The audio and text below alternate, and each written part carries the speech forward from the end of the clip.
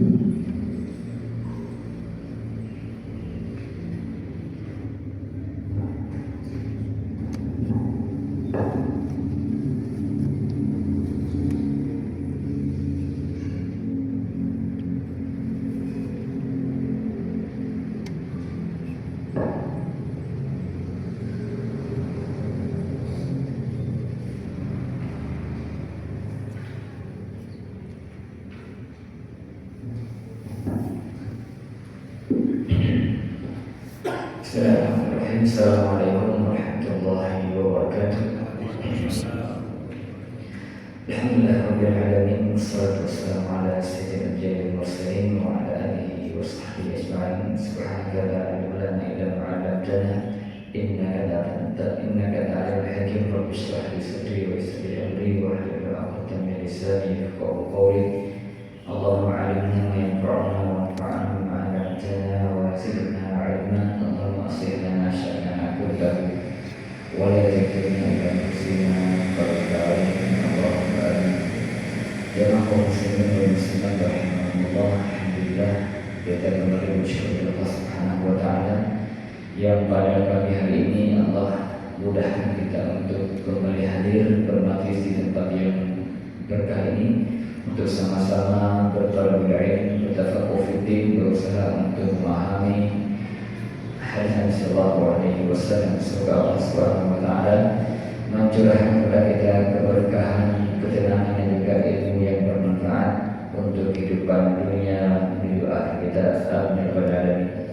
Salatu dan salam semoga senantiasa tercurahkan kepada Nabi Muhammad Sallallahu Alaihi Wasallam, Rasul termulia yang hendaknya selalu menjadi uswah hasanah kita dalam segala sisi kehidupan kita.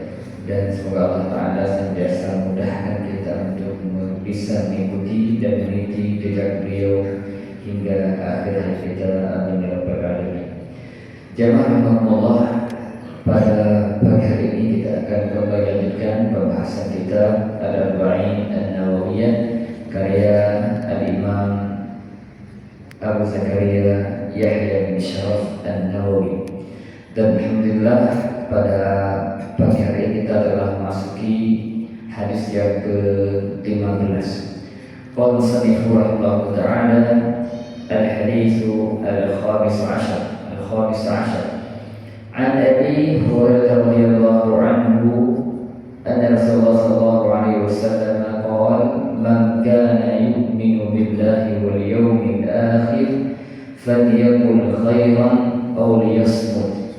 ومن كان يؤمن بالله واليوم الآخر فليكرم جاره ومن كان يؤمن بالله واليوم الآخر فليكرم ضيفه.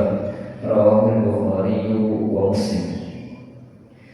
Dari Abu Hurairah radhiyallahu anhu bahwa Nabi sallallahu alaihi wasallam bersabda, barang siapa yang beriman kepada Allah dan hari akhirat, maka hendaklah dia berkata baik atau diam. Dan barang siapa yang beriman kepada Allah dan hari akhirat, maka hendaklah dia memuliakan tamunya. Hendaklah dia memuliakan tetangganya. Wa man kana yu'minu billahi wal yawmil akhir falyukrim dhaifahu. Barang siapa yang beriman kepada Allah dan hari akhir, maka hendaklah dia memuliakan tamunya. Hadis riwayat Al-Bukhari dan Muslim. Jemaah Allah, hadis yang agung ini memberikan satu pelajaran yang sangat agung untuk kita semua. Hadis ini berbicara tentang 3 adab, 3 akhlak, 3 perintah yang hendaknya menjadi perhatian seorang muslim yang beriman kepada Allah dan hari akhir. Yang pertama, perintah menjaga lisan. Yang kedua, perintah memuliakan tetangga. Dan yang ketiga, perintah memuliakan tamu. Di setiap perintah ini Nabi SAW memulai perkataannya dengan mengatakan man kana yu'minu billahi wal yawmil akhir. Barang siapa yang beriman kepada Allah dan hari akhir, maka hendaklah dia berkata baik atau diam, maka hendaklah dia memuliakan tetangganya, maka hendaklah dia memuliakan tamu. Nabi awali ucap perintah ini dengan mengatakan barang siapa yang beriman pada Allah dan hari akhir memiliki beberapa faedah.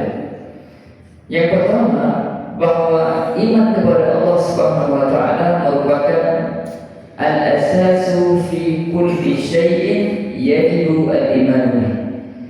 Iman kepada Allah itu merupakan asas dari semua hal-hal lain yang buat kita imani. Fa inna ayya syai'in yajibu al-iman bihi tabi'un lil iman billah. Segala sesuatu yang wajib kita imani itu semuanya kembali pada iman kepada Allah Subhanahu wa taala. Beriman kepada malaikat-malaikat Allah, beriman kepada kitab-kitab Allah, beriman kepada rasul-rasul Allah.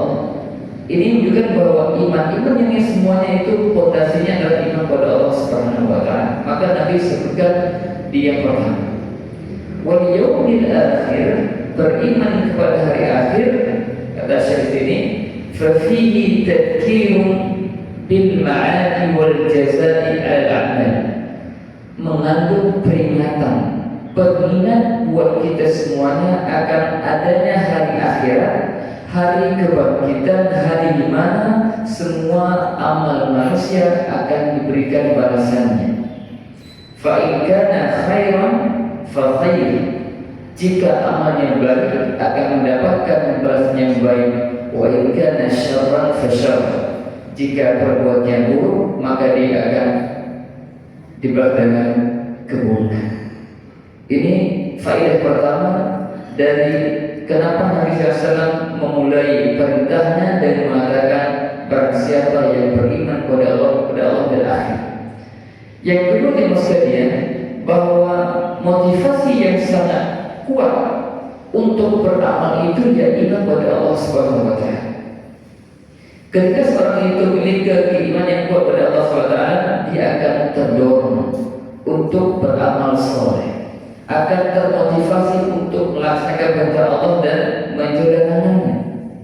Tapi ketika seorang itu lemah imannya kepada Allah, maka dia akan lantang dalam menyambut seruan Allah. Dia akan bermalas-malasan dan melaksanakan perintah Allah. Itu tandanya atau bukti bahwa imannya pada Allah itu lemah. Yang kedua, ketika seorang itu beriman pada adanya hari akhir, ini pun akan memberikan pengaruh yang sangat dahsyat dalam jiwanya untuk beramal. Karena semua yang dia lakukan di dunia ini, baik itu melakukan perintah Allah ataupun meninggalkan larangannya, dia tahu bahwa semua itu nanti akan mendapatkan balasan, sehingga dia akan semangat untuk kebaikan dan dia menjauhi semua kemaksiatan. Ini antara faedah Nabi membuka ucapannya dengan barang siapa yang beriman kepada Allah dan hari akhir, falyaqul khairan aw liyasmut. Pada pembahasan sebelumnya kita pernah membahas bahwa iman manusia itu berbeda-beda levelnya. Ada iman yang lemah, ada yang sedang, ada yang tinggi sekali. Sehingga ketika yang mengatakan barang siapa yang beriman pada Allah dan hari akhir, maka hendaklah dia berkata baik atau diam. Tapi kalau misalnya ada orang yang tidak bisa berkata baik, justru dia berkata yang tidak baik, berkata-kata sesuatu yang mengandung keharaman, apakah itu artinya dia tidak beriman pada Allah dan hari akhir? Apa itu maksudnya? Tidak. Ya, kata para ulama bahwa hadis ini beri pesan bahwa Nabi memotivasi, menggugah iman seorang itu untuk melakukan kebaikan. Jika iman seorang hamba pada hari itu kuat, iman pada hari akhir itu kuat, maka dia akan terdorong untuk melakukan kehendak Allah dan Rasulnya berkata baik atau diam. Artinya ketika ada orang yang beriman, orang muslim, tapi dia biasa berkata-kata yang tidak baik, berkata-kata yang haram, maka itu imannya kepada Allah dan hari akhir lemah.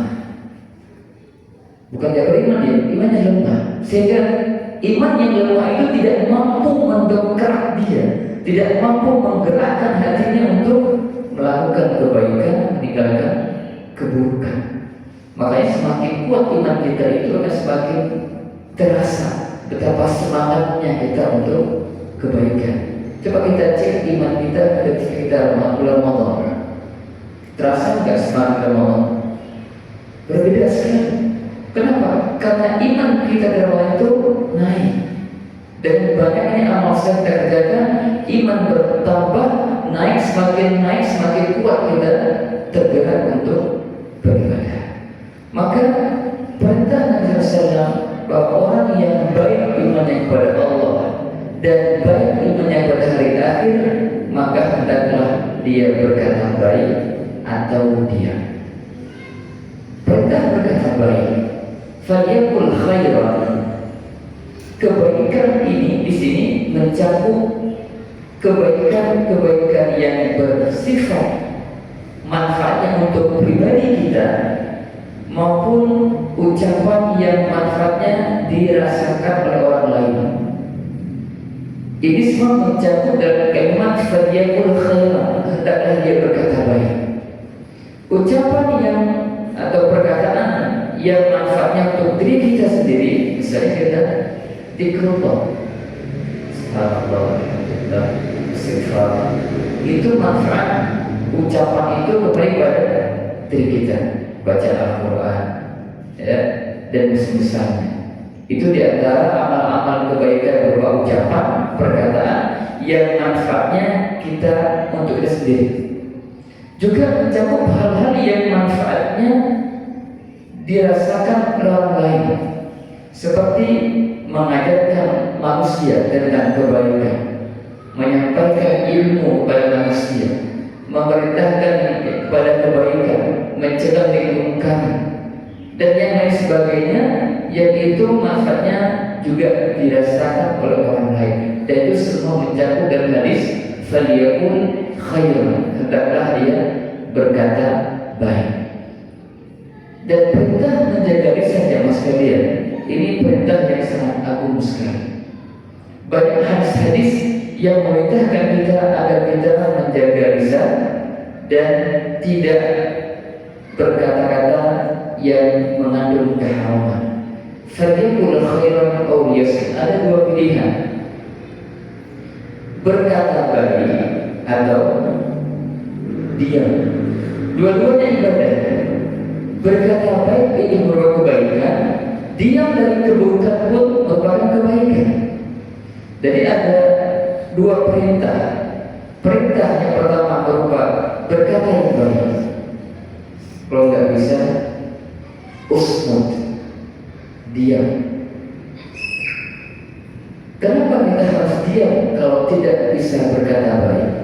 Karena berkata tidak baik itu memiliki pengaruh negatif, memiliki ancaman yang sangat dahsyat. Bahkan banyak orang yang masuk neraka karena lisannya tidak terjaga. Dia tidak bisa berkata baik, justru berkata yang mengandung keharaman. Kita coba perhatikan beberapa hadis lain yang menggambarkan betapa pentingnya menjaga lisan agar kita tidak berkata-kata kecuali yang mengandung kebaikan. Nabi SAW bersabda, "Man yaqman lima baina lihyaihi wa ma baina rijlaihi aqman lahu jannah." Barang siapa yang menjamin untukku apa yang berada di dua jenggotnya, atau maksudnya lisannya, dan di antara dua pahanya atau kemaluannya, dia bisa menjaga lisannya, menjaga kemaluannya, aqman lahu jannah, saya jamin untuknya surga. Ini bukan perkara sepele, bahasanya surga bagi siapa yang mampu menjaga lisan dari hal-hal yang haram. Hasil yang kedua, seorang sahabat bertanya, "Ya Rasulullah, ayyul islami afdal?" Apa di antara amalan Islam itu yang terbaik? Beliau mengatakan, "Man salimal muslimuna min lisanihi wa yadihi." Itu seseorang yang kaum muslimin selamat dari lisan dan tangannya. Jadi dia menjaga lisan sehingga tidak sampai mengganggu atau melukai orang-orang beriman. Itu merupakan satu kebaikan yang luar biasa. Bahkan ia mengatakan, "Innal abda yatakallamu bil kalimah min ridwanillah la yulqi laha balan yarfa'uhu Allah biha darajat." Sesungguhnya seorang hamba itu berkata-kata dengan satu perkataan yang menurut dia itu biasa, tapi perkataan yang biasa ini mendatangkan ridho Allah. Dia berkata sesuatu yang mengandung kebaikan, tapi sepele menurut dia. Yarfa'uhu Allah biha darajat. Ternyata ucapan yang dianggap sepele itu menjadi sebab dia terangkat derajatnya di Allah Subhanahu wa taala.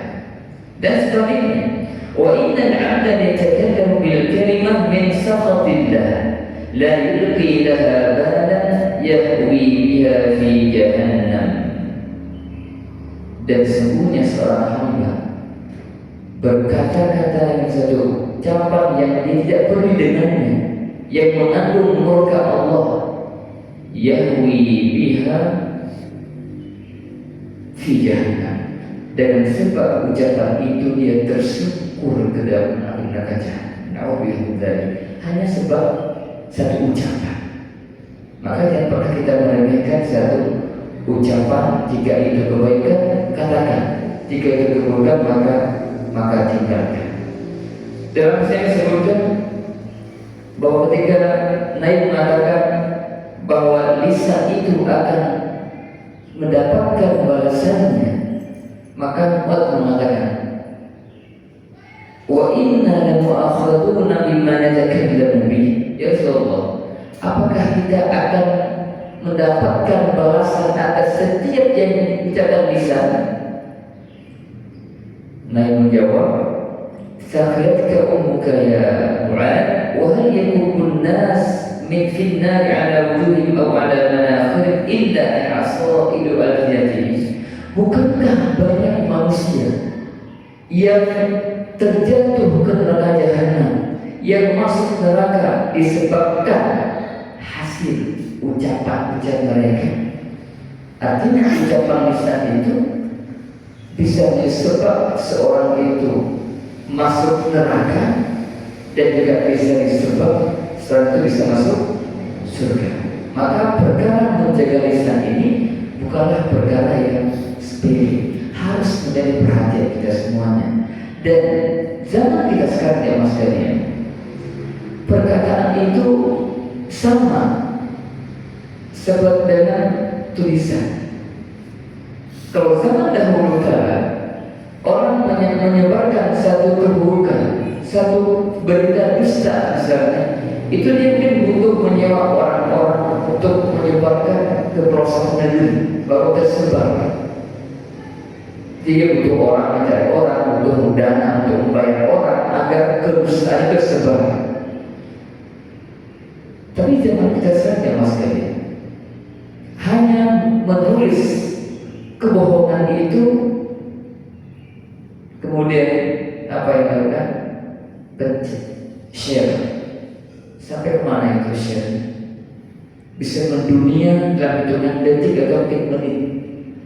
Bayangkan oleh kita, kalau yang kita share itu, yang kita sebar itu adalah kebaikan, berapa banyak orang yang membacanya, berapa banyak orang yang mengamalkannya, kita dapat pahalanya.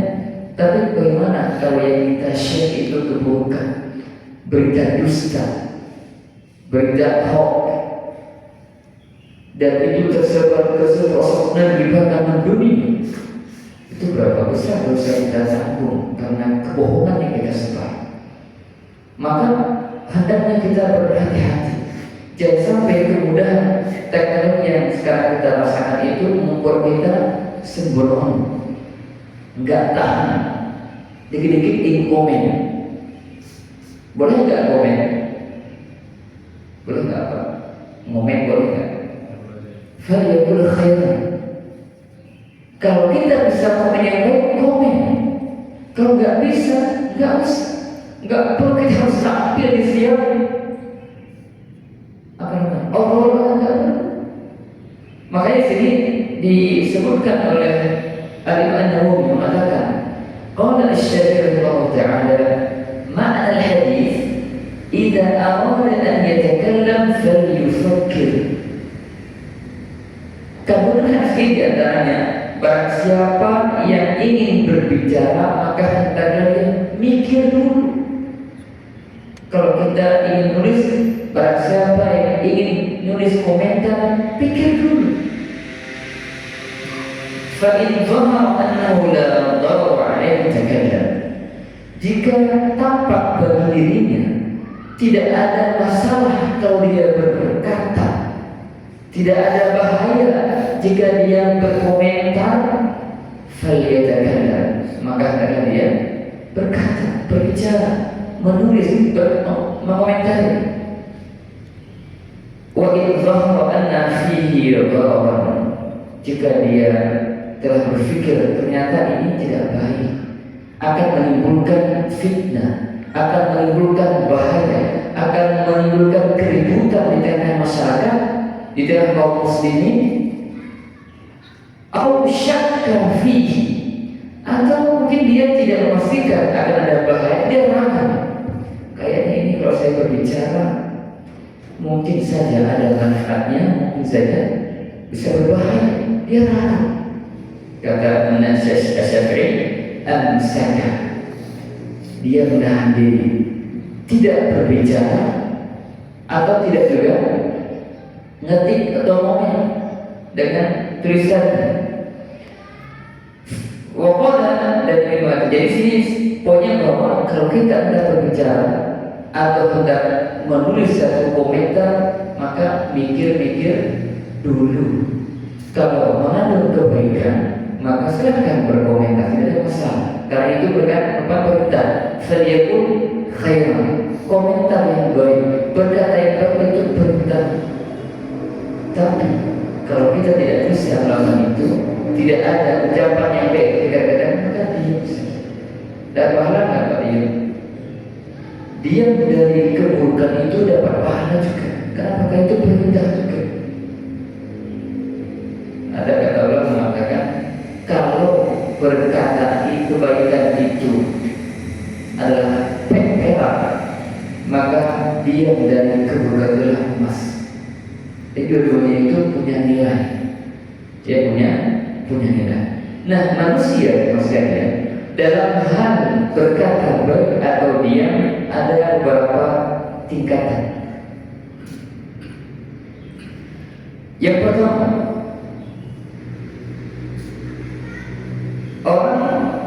ada orang yang dia yaqulul khair wa yasqutu an ghairihi. Dia berkata baik dan diam dari selain kebaikan. Artinya dia kalau kebaikan dia ucapkan, dia sampaikan, dia katakan. Dan keburukan selain kebaikan dia diam. Ini level yang sangat luar biasa. Ini yang diinginkan oleh hadis. Kita berkata baik, kalau nggak bisa diam. Ada yang kedua, berkata yang baik dan diam dari yang buruk, tapi banyak berkata-kata yang mubah tanpa ada kebutuhan. Kalau yang pertama itu, pokoknya saya kebaikan dia diam, termasuk hal yang mubah. Tapi yang kedua ini berkata baik, oke. Berkata diam dari keburukan, iya. Tapi dia masih banyak ngomong-ngomong, berbicara perkara mubah, tidak mengandung dosa, tidak mengandung pahala. Ya, ini yang kedua. Baik kayak ini, masih baik, lumayan, ya, tapi tidak sebaik yang pertama. Yang ketiga, dan mungkin ini level kita akan bukan ini, bukan ya. Kita yang ketiga. Yang ketiga, yaqulu khairan wa la yasmut an ghairihi. Dia berkata baik, tapi juga dia tidak diam dari keburukan. Artinya dia berkata yang buruk juga iya. Dia menggabungkan antara kebaikan dan keburukan. Kalau yang mubah, ya apalagi yang buruk aja doanya gitu ya, apalagi yang mengubah. Dan seterusnya. Intinya di jam sekalian, kita paling minimal, berkata yang baik dan diam dari keburukan. Riba, namimah, dusta, diam. Kalau ada orang yang sudah ngomong keburukan, jangan ikut campur. Odakan gibah, jangan ikut-ikutan, diam saja. Bahkan kalau di majlis gibah, pindah. Keluar dari Islam itu tidak baik. Kemudian yang ketiga, masalah mengucapkan kata yang mubah. Ucapan yang mubah itu seperti apa? Udah makan belum? Mubah gak itu? Ada pahalanya? Itu hal yang biasa. Kita banyak sadar itu, ucapan kita itu mungkin hukumnya itu mubah saja, sah saja. Sampai di mana sekarang? Sudah berjalan saat di Bogor. Ucapan yang biasa kita lakukan itu mubah. Maksudnya kemana? Berpahala atau berpahala? Tergantung nantinya. Perkataan mubah itu jangan sekalian bisa bernilai pahala jika tujuannya baik. Misalnya kita kata apa kabar? Itu mubah atau tidak mubah? Boleh begitu? Itu ucapan biasa, bisa kita ucapkan. Tapi kalau niat kita itu untuk memastikan kondisi saudara kita, memasukkan kebahagiaan pada dirinya kita yang akan menjauh dan yang akan senang dengan sapaan itu adalah nilai pahala. Makanya yang sekalian, agar kita berhati-hati dalam berucap, maka kita perlu ingat bahwa setiap ucapan kita itu akan tercatat. Siapa yang mencatat? Bos kita? Bukan. Malaikat yang senantiasa sampai di kiri kanan kita mencatat. Apakah malaikat itu mencatat semua yang kita ucapkan? Termasuk misalnya udah kenyang, lagi lapar nih, bentar lagi saya pulang. Kemana aja selama ini? Apakah termasuk ucapan-ucapan seperti itu dicatat? Atau hanya ucapan yang mengandung pahala dan dosa saja? Ada dua pendapat pada ulama khilaf. Pendapat yang pertama mengatakan semua ucapan manusia itu dicatat oleh malaikat, termasuk ucapan yang mubah-mubah semua dicatat. Hanya saja yang dihisab nantinya ucapan yang mengandung pahala atau mengandung dosa. Tapi kalau dicatat semua dicatat. Tapi yang jadi bernilai yang akan hisab dari kiamat itu yang mengandung dosa atau yang mengandung pahala. Itu pendapat pertama. Pendapat yang kedua, yang dicatat malaikat itu hanya ucapan-ucapan yang mengandung pahala atau mengandung dosa. Ucapan yang tidak mengandung kedua ini maka tidak dicatat oleh malaikat. Alhamdulillah, Ibnu Abbas beliau berpendapat seperti pendapat yang pertama, yang mengatakan bahwa semua itu akan dicatat. Apa dasar yang menguatkan pendapat yang pertama? Firman Allah di surat Qaf.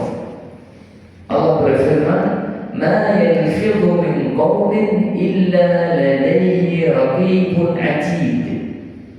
Tidak ada satu ucapan pun, ini bersebagian, apapun ucapan, tidak ada satu lafaz pun yang dikeluarkan oleh manusia melainkan ada dua malaikat yang standby mencatat. Ini ayat memberi makna umum, keumuman bahwa semua ucapan itu dicatat oleh malaikat. Tapi hisabnya hanya berlaku untuk amalan, untuk ucapan yang mengandung pahala atau dosa. Ini secara singkat tentang maksud umum dari hisab yaqul khairan aw liyasmut, berkata baik atau diam. Bagian yang perlu dimaksudkan, maka yu'minu billahi wal yawmil akhir falyukrim jarahu. Barang siapa yang beriman kepada Allah dan hari akhir, maka hendaklah dia memuliakan tetangganya. Jawab sekalian, siapa yang dikatakan tetangga? Syekh Utsaimin mengatakan, tetangga itulah al-mulasimu laka fi baitika wal qaribu min dzalik. Tetangga itu adalah orang yang nempel rumahnya dengan rumahmu atau yang berdekatan dengan rumahmu. Dan ini berlaku untuk tempat tinggal. Kalau saya bapak punya toko, apakah sampai bapak itu tetangga? Toko sebelah itu tetangga kan? Bukan. Secara makna syar'i, teman-teman orang-orang yang hanya berjualan di pasar atau di toko yang berdampingan itu bukan tetangga. Secara istilah syar'i, tetangga itu kaitannya dengan tempat tinggal, rumah tinggal. Yang paling dekat, paling besar haknya. Makanya ketika Nabi mengatakan falyukrim jarahu, maka hendaklah dia memuliakan tetangganya. Ini menunjukkan bahwa tetangga itu punya hak yang sangat agung dalam Islam, sehingga diberikan aturan bagaimana kita hidup bertetangga. Bahkan sampai saking besarnya hak tetangga itu, Nabi mengatakan mazala Jibril yusini bil jar hatta dhanantu annahu sayawithu. Senantiasa Jibril mewasiatkan kepadaku untuk berbuat baik kepada tetangga, sampai-sampai aku mengira tetangga itu akan mendapatkan warisan. Mazala, senantiasa, ada bukan sekali doang, berulang kali Jibril ingatin Muhammad, perhatikan hak tetangga, berbagai kepada mereka, sampai saya menganggap bahwa nantinya tetangga akan mendapatkan warisan saja. Tapi saking besarnya hak mereka, ya, maka ini mengatakan di bagi seorang itu harus memperhatikan hak tetangga. Dan hak tetangga itu secara kedua, yang pertama kaful adha, tidak mengganggu tetangga dan apapun bentuk gangguannya. Yang kedua al-ihsan ila jar, berbuat baik kepada mereka. Artinya kalau kita tidak bisa memberikan sesuatu yang kita berikan kepada mereka, minimal kita tahan, jangan sampai membuat tetangga terganggu dengan apapun itu. Dengan suara retak di rumah kita, suara televisi di rumah kita, atau suara motor di rumah kita, apapun bentuk gangguannya, maka hak kita hindari. Atau parkir di depan pintu rumah tetangga, atau sesuatu yang dapat mengganggu tetangga, maka hati-hati, tinggalkan. Kenapa? Itu sangat berbahaya.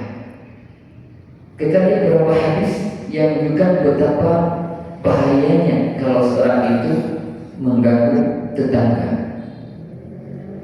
Yang pertama, bahwa orang yang mengganggu atau menyakiti tetangga dan bentuk apapun gangguannya, baik bentuk gangguan ucapan atau tindakan atau perbuatan, semua itu akan menjadi sebab ciri bahwa iman orang tersebut itu berkurang.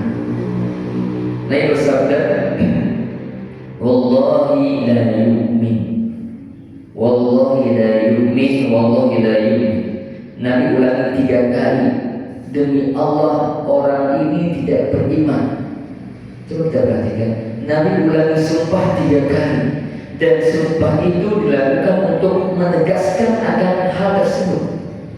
Yang kedua, la yu'min, Nabi menafikan iman tersebut. Demi Allah tidak beriman, beliau ulang 3 kali. Sahabat penasaran,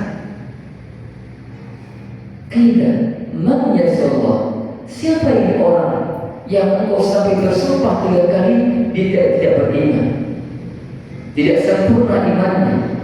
Beliau mengatakan, alladzi la ya'manu jaruhu bawa'iqah, rawahu Bukhari. Itu orang yang tetangganya tidak merasa aman dari gangguannya. Bayangkan tetangga itu tidak aman karena ada tangga yang suka mengganggu. Nah, ini orang yang ganggu ini, Nabi katakan imannya tidak sempurna. Artinya dia terjadi dalam dosa. Yang kedua, terancam masuk neraka. Nabi bersabda, la yadkhul jannah man la ya'manu jaruhu wa yaqrabu Muslim. Tidak masuk surga orang yang tetangganya tidak merasa aman dari gangguan dirinya.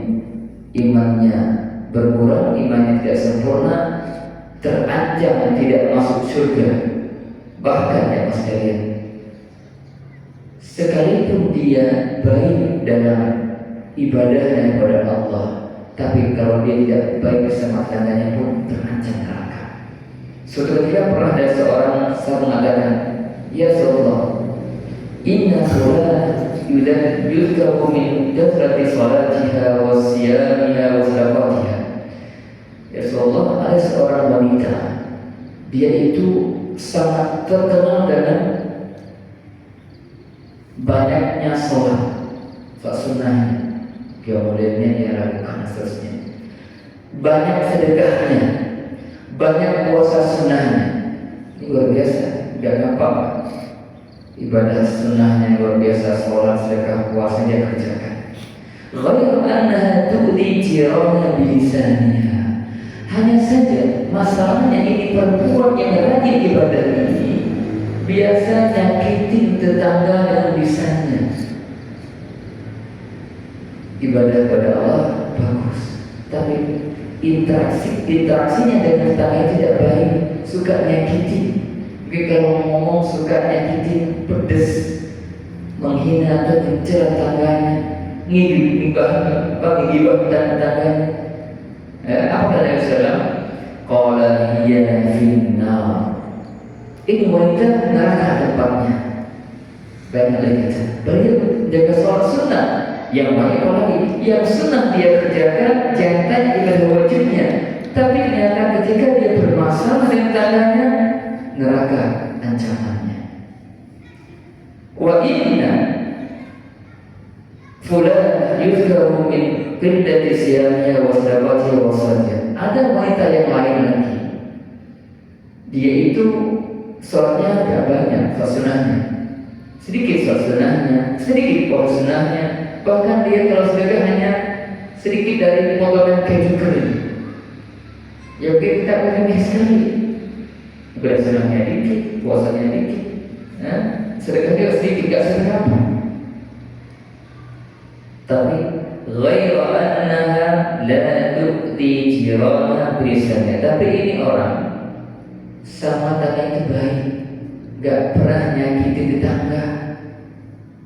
Kalau ngomong sopan, intinya menjaga hak-hak tetangga. Apa yang salah? Hiya fil jannah. Ini wanita yang tadi yang katanya sholat sunnahnya sedikit, puasanya sunnahnya sedikit, sedekahnya sedikit, tapi karena dia baik bersama tangganya, hiya fil jannah, maka dia tempatnya di surga. Ini bukan betapa agungnya hak tetangga. Bahkan yang sekalian, dosa yang berkaitan dengan tetangga itu lebih dahsyat daripada dosa kepada selain tetangga. Ini bisa juga sebuah hadis, li'an yasniya rajulu bi'ashri niswatin khairun lahu min an yasniya bi imra'ati jahil. Seseorang yang berzina dengan 10 wanita lain lebih ringan dosanya daripada dia berzina dengan istri tetangganya. Zina haram, dosa besar. Tapi kalau dibandingkan berzina dengan 10 wanita non tetangga dengan 1 wanita tetangga, maka itu lebih dahsyat berzina dengan seorang wanita tetangga. Kenapa demikian? Ya karena dia punya hak aku. Harusnya dia setelah itu merasa aman di tetangganya. Kok malah jadi mendapatkan perlakuan tidak baik? Lihat walian yasriq ar-rajulu min asrati abyan aysar lahu min an yasriqa min baitija. Seseorang mencuri dari 10 rumah lebih ringan dosanya daripada dia mencuri di 1 rumah tetangganya. Ini juga bukan betapa besarnya, beratnya dosa yang berkaitan dengan tetangga. Oleh itu jemaah sekalian, hendaknya kita berusaha semaksimal mungkin jangan sampai kita menyakiti tetangga. Kalau kita tidak bisa berbuat baik dapat memberikan sesuatu untuk tetangga, maka minimal jaga jangan sampai lisan kita, sikap kita, tindakan kita jangan sampai menyakiti mereka. Waspada. Dan tetangga itu dari awal punya hak yang berbeda-beda. Semakin dekat dengan kita, semakin besar haknya. Maka ketika Allah menjelaskan tentang hak hamba-hambanya yang perlu diperhatikan, di antaranya Allah sebutkan wal jari dzil qurba, tetangga yang dekat, wal jari dzil junub, dan yang jauh. Mereka punya hak. Cuma kata para ulama itu hak mereka itu berbeda-beda. Dan ketika kita mengatakan tetangga itu tidak pandang bulu, artinya siapapun dia, jika dia itu tetangga, mau dia kafir, apalagi muslim, kerabat atau bukan kerabat, fasik atau dia orang yang taat, semua itu mencakup dalam hadis perintah untuk berbuat baik kepada tetangga. Hanya saja hak-hak mereka itu berbeda-beda. Di sini Ibnu Hajar beliau mengatakan ketika beliau mengomentari firman Allah Subhanahu wa taala, al-jaru yashmulu al-muslima wal kafira. Kata tetangga dalam bahasa syar'i itu mencakup tetangga muslim dan kafir, wal abid wal fasik, ahli ibadah maupun ahli maksiat, was sadiq wal adu, dia sahabat atau musuh, wal qarib wal gharib, orang dekat atau orang asing, ya bukan kerabat, wal aqrab dan wal ab'ad, baik yang dekat rumahnya dengan kita maupun yang jauh. Walahum maratibu ba'duha a'la min ba'd, dan mereka itu memiliki hak yang berbeda-beda antara satu sama yang lainnya. Kata beliau, fa'a'laha, yang paling tinggi itu adalah ma istama'at fihi sifatul ula kulluha, yang paling besar, paling tinggi haknya itu yang terkumpul padanya yang baik pertama. Berarti muslim, ahli ibadah, dia sahabat, dia kerabat, dan dekat rumahnya kita. Kalau terkumpul pada kata itu semua ini, itu memiliki hak yang sangat besar. Dan begitu semakin kurang haknya, saya menurun hak. Maka ulama hak tadi itu ada 3 tingkatan umum. Yang pertama, tetangga itu muslim dan kerabat. Jika tetangga itu muslim dan juga kerabat kita, saudara kita, kayak ya kerabat, saudara, paman misalnya, hubungan kerabat-kerabatan, maka haknya 3. hak dia sebagai seorang muslim, hak dia sebagai seorang kerabat, dan hak dia sebagai seorang tetangga. 3 hak.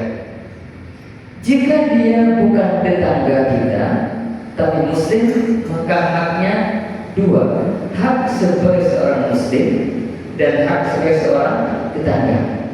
Jika dia itu seorang yang kafir, maka haknya ada haknya apa? Ada haknya ada 1, hak sebagai tetangga, tidak boleh diganggu. Ya, ini secara umum tentang hak tangga dalam Islam itu sangat diagungkan. Bahkan dianjurkan untuk memberikan sesuatu ke tetangga jika mampu. Nabi pernah menasihati para sahabatnya, diantaranya Abu Dzar, "Idza tabaqta maraqatan fa'akthir ma'aha wa ta'hadiran." Wahai Abu Dzar, kalau masak daging, banyakin kuahnya dan berbagi dengan tetangga. Jangan dulu begitu ya. Itu artinya apa? Jadi ada perhatian tetangga. Baiklah kita, kalau tetangga kita ada miskin gitu ya, kita mau masak sesuatu yang syawal, bau itu syawal di luar rumah, masuk ke rumah tangga. Gimana rasanya tangga itu? Insyaallah tetangga kita makan daging gitu, itu apa gitu, ya. Maka biasakan kalau kita bertanya itu, berikan apa yang kita bisa. Ketika Aisyah bertanya, "Ya Rasulullah, saya punya satu hadiah dan saya punya 2 tangga. Kepada siapa yang harus saya dahulukan? Karena hadiah cuma 1." Aisyah ingin berbagi, cuma ini bingung nih, tangga ada 2 berdekatan. Cuma beliau bingung mana yang lebih utamakan, rumah A atau rumah B. Beliau nanya, "Inna liya, ini saya punya 2 tangga, fa ila ayyihima uhdi." Kepada tetangga yang lain lebih utama saya hadiahkan hadiah ini, karena waktu hadiah. Kalau dia punya apa, saja berbagi semua, ya, se-RT itu, masya Allah ya, mangga. Tapi ini makanya beliau sebutkan hadiah cuma 1, tangga 2. Tapi berikan satu anak. Beliau mengatakan, "Ila aqrabihima minki baban." Berikan hadiah itu kepada tetangga yang pintu rumahnya paling dekat dengan pintu rumah kita. Paham ya? Mungkin ada rumah berdekatan, 1 pintunya ke arah sana, 1 pintunya ke arah rumah kita. Maka dikatakan berikan yang pintu rumahnya itu lebih dekat ke rumah kita. Kenapa? Karena mereka itu tahu, ngelihat langsung apa yang kita buat pas pulang kerja ya, kalau suatu kunjungan, sehingga mereka mungkin merasa pingin diberikan kesan itu wajar sekali. Ya, makanya dahulukan tetangga yang mungkin tiap hari melihat kita pulang, mungkin nambah oleh-oleh, bawa makanan dan segala macamnya, ada keluarga yang mungkin melihat itu merasa, maka memberikan itu bagian dari perintah syariah. Ini diantara kebaikan Islam, memberikan perhatian terhadap tetangga. Bagian terakhir Mas Hadian, wa man kana yu'minu billahi wal yawmil akhir falyukrim dhayfahu. Barang siapa yang beriman pada Allah dan hari akhir, maka hendaklah dia memuliakan tamunya. Siapa tamu? Siapa yang disebut tamu? Kita perlu pahami Islam tamu dalam hadis. Jangan sampai kita membawa hadis pada praktek di kita yang tidak tepat. Contohnya saya sampaikan masalah ya. Di kita itu kata silaturahim itu dipakai untuk apa? Silaturahim. Apa? Mau bersilaturahim ke sahabat lama, silaturahim ke sahabat lama, ke teman kerja. Apakah tepat itu?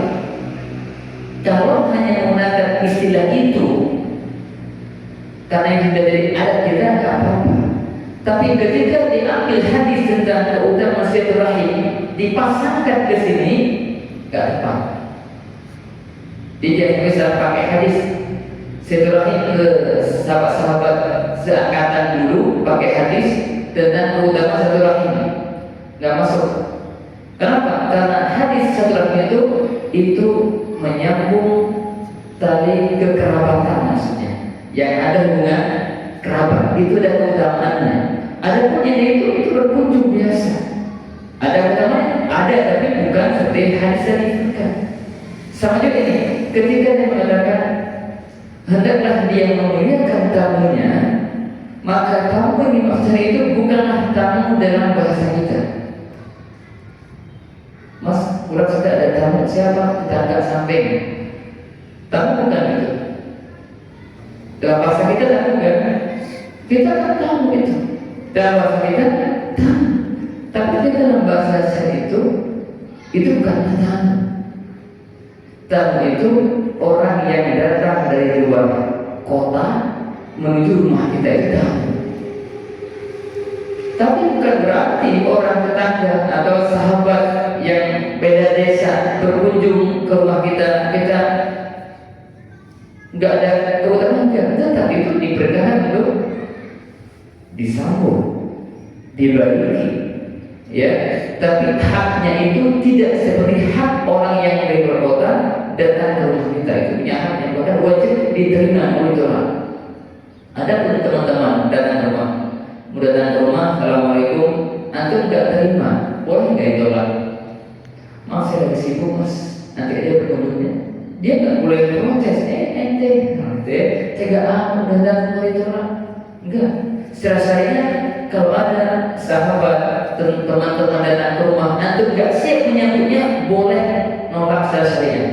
Mohon maaf, saya belum bisa terima tamu karena ada B.A.B.C. masalah. Ya, tapi kalau di luar kota datang ke tempat antum tolak, maaf, itu nggak boleh, harus diterima. Bahkan sebagai ulama kan wajib diterima. Ini mas saya semalam ya. Kalau itu ya bermalam di rumah. Kalau saya kan banyak hotel ya, banyak tempat yang tidak bisa ini. Tapi artinya bahwa walaupun jumhur ulama mengatakan dianjurkan untuk menyambut tamu yang datang ke rumah kita. Dan apa yang kita sanggupi, tidak perlu memaksakan itu. Tapi intinya ini hak. Orang jauh datang ke di tempat yang asing, gak kenal siapa yang kita doang, masa ditolak. Maka dalam hal itu juga diperhatikan bagaimana menghormati tamu. Jadi saya ulangi bahwa istilah syariat itu jangan salah ditempatkan dalam praktek syariat kita.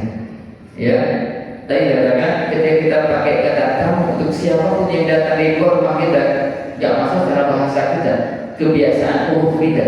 Tapi jangan sampai kita nanti salah meletakkan dalil, pakai ayat, pakai hadis untuk satu kasus yang tidak tepat. Itu namanya salah kaprah. Dia harus perhatikan hadis itu dipahami sesuai dengan konteksnya.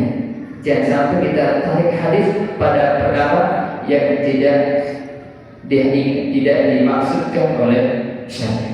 Anak lihat sekarang bahwa hadis ini memberikan satu pesan kepada kita dengan 3 adab. Yang pertama, kita diperintahkan untuk menjaga lisan, artinya berkata baik atau diam. Yang kedua, memperhatikan hak tetangga, berbuat baik kepada tetangga semaksimal yang kita bisa, dan waspada dari mengganggu atau menyakiti mereka dengan bentuk apapun itu, lisan, perbuatan dan lainnya. Dan yang ketiga, kita diperintahkan untuk memuliakan tamu yang datang ke rumah kita. Semoga Allah SWT mudahkan kita untuk bisa mengamalkan kandungan sini dan alamin. Demikian, barangkali ada yang menanyakan atau sudah cukup? Tidak ada ya? Ada? Maka silakan.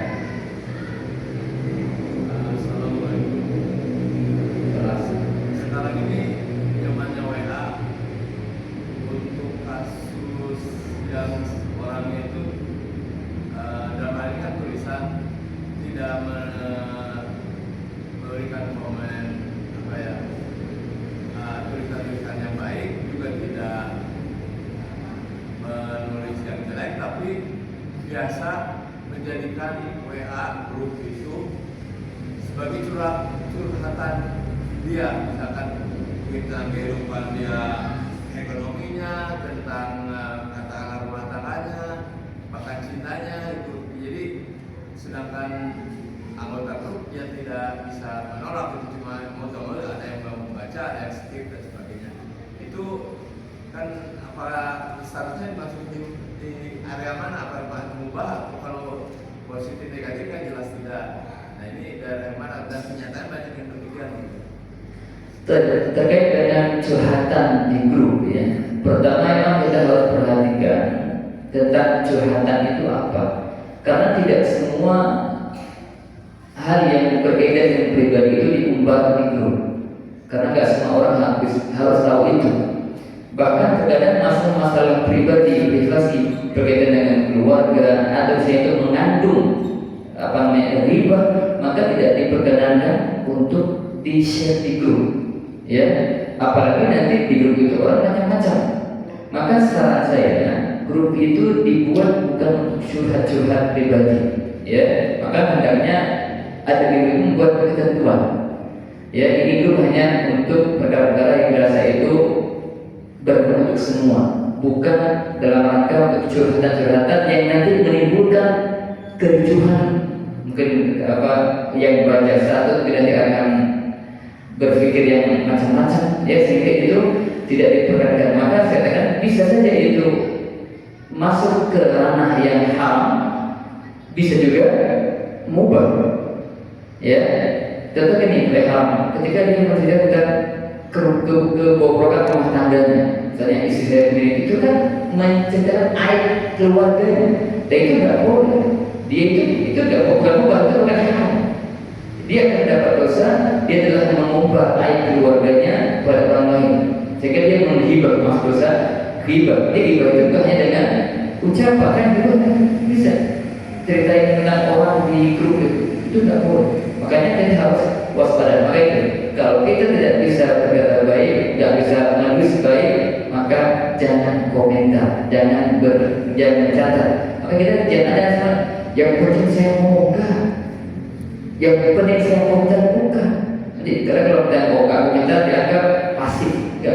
Kita ingin yang penting apa yang saya komentar itu bermanfaat untuk pribadi atau yang lainnya anggota grup. Tapi ketika itu hanya mengandung dosa, ada riba di dalamnya, ada merendahkan orang lain dalamnya, maka itu bukanlah kebaikan dan kita berdosa yang banyak nanti akan menimbulkan keburukan yang lainnya. Maka disarankan untuk hati-hati dalam bersosmed ya, atau bergrup ya, karena ini kadang dampaknya pun tidak baik buat kita maupun yang lainnya. Allah malam. Baik, tapi demikian yang saya sampaikan, semoga ini menjadi renungan bagi kita semuanya agar kita bisa lebih berhati-hati dalam berkata ataupun berbicara ataupun berkomentar di sosial media, karena kita sadar hidup di zaman yang berbeda dengan zaman dulu. Baik kemudahan untuk kita berkata, berkomentar, tapi jangan sampai kita tidak waspada, karena bisa saja keburukan itu datang tanpa kita sadari. Maka kita harus waspada setiap peluang-peluang keburukan yang mungkin menghampiri kita. Semoga Allah Ta'ala mudah kita untuk bisa menimba Allah yang bertakwa, yang mampu